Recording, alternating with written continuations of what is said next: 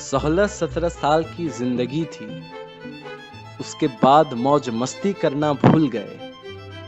बड़ों ने कहा बड़े बनो, बड़ों ने कहा बड़े बनो, हम अपना बचपना ही भूल गए।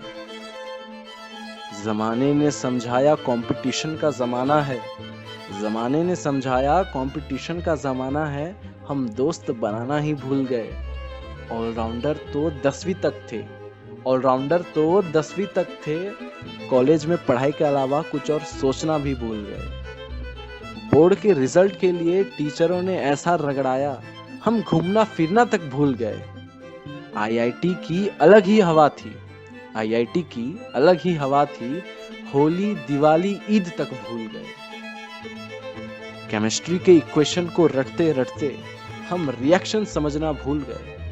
कॉलेज के बैनर में फोटो के खातिर उसूलों से पढ़ना भूल गए। वहां के टीचरों का भी अलग ही हिसाब था, टॉपरों को याद रखा और हम जैसों को भूल गए। भेड़ बकरियों की तरह इंजीनियरिंग कॉलेज में घुसे तो 3 सालों के लिए गम सारे भूल गए। दरवाजे पे नौकरी की ठक ठक सुनी, दरवाजे पे नौकरी की ठक ठक सुनी तो चैन की नींद सोना भूल गए। जिम्मेदारी ऐसी आई सर पर कि अपने लिए वक्त निकालना भूल गए। उम्मीद तो बड़ा जगाया था जमाने ने, उम्मीद तो बड़ा जगाया था जमाने ने, खड़े होते होते खुश रहना ही भूल गए।